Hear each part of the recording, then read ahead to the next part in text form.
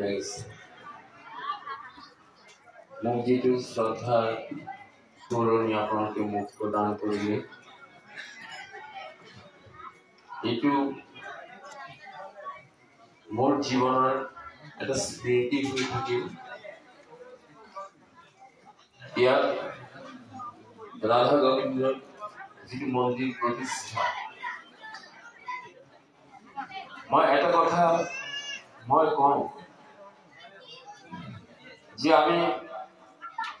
ভগৱত কৃপা কেতিয়া পাম ভগৱান যেতিয়া আমাৰ ওপৰত কৃপা হ'ব তেতিয়াই তেওঁৰ কৃপা পাবলৈ সমৰ্থ হ'ম আজি মই ইয়াত আহিছোঁ নানান বাধা বিঘ্ন মোৰ আছিলে মই ভাবা নাই মই যি ইয়াত আহিব পাৰিম কিন্তু এইটো ভগৱানৰ কৃপা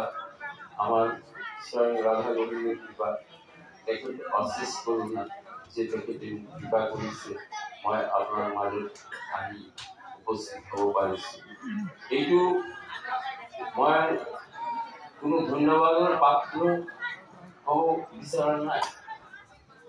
এইটো মোৰ নিজৰ ভগৱানৰ যি কৃপা মোৰ ওপৰত আছে তাৰেই প্ৰমাণ নহ'লে মই ইয়াত আহিব নোৱাৰিলোঁ আজি আপোনালোকৰ প্ৰেম ভক্তি মোক ইয়াতে মাতি আনিছে মই চবৰ ঈশ্বৰৰ ওচৰত মই এইটো প্ৰাৰ্থনা কৰিছোঁ সমূহ ৰাইজ ইয়াত ওচৰত যিমান ৰাইজ আছে মই আগতে সাপকাইত আহিছোঁ বিশেষকৈ আমাৰ বাবা ডাঙৰীয়া বাবাৰ আশ্ৰয়ত মই দুই তিনিবাৰ আহিছোঁ তেখেতৰ কৃপা মোৰ ওপৰত আছে মই প্ৰতিদিন নিত্য তেখেতক মই যিমান য'তেই থাকোঁ মই ডাঙৰীয়া বাবাৰ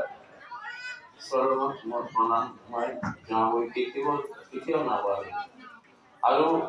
তেওঁৰ যদি কৃপা মোৰ ওপৰত আছে এইটো তাৰ প্ৰমাণ মই ইয়াত অহাৰ আগতেও মই তেখেতকে প্ৰাৰ্থনা কৰিছিলোঁ যে বাবা আপুনি মোৰ ওপৰত কৃপা ৰাখিব যাতে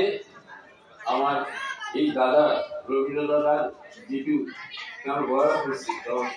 শাৰীৰিক অসুস্থতাও আছে তেখেতৰ মনোবাসনা তেখেতৰ পৰিয়ালৰ চবৰ যিটো মনোবাসনা মই পূৰ্ণ কৰিব পাৰোঁ মোক আপুনি কৃপা কৰিব এইটো কিন্তু মই অকল ডাঙৰীয়া বাবাকেই প্ৰাৰ্থনা কৰিছিলোঁ আজি তেখেতে মোৰ ইচ্ছা পূৰ্ণ কৰিছে মই সমূহ এই সাপ্তাহিক আপোনালোকে যিমান দূৰ দূৰান্তৰ পৰা মোৰ ভক্তপ্ৰাণ ৰাইজবিলাক ইয়াত উপস্থিত হৈছে মই চবকে মোৰ আগত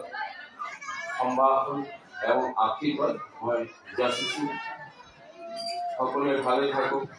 সপৰিয়ালে ভালে থাকক সুস্থ থাকক এইটো মই ৰাধা গোবিন্দৰ ওচৰত প্ৰাৰ্থনা কৰিছোঁ আপোনালোকে ভগৱত জীৱন আৰু উদ্ধৰ শ্ৰীবৃদ্ধি হওক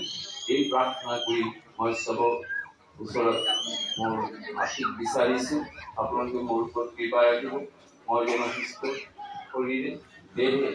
বাৰে বাৰে আপোনালোকৰ ওচৰত আহি আনন্দ প্ৰদান কৰিব পাৰোঁ এই আশা মোৰ বক্তব্য এইটোতে সামৰিছোঁ হয় হৰে কৃষ্ণ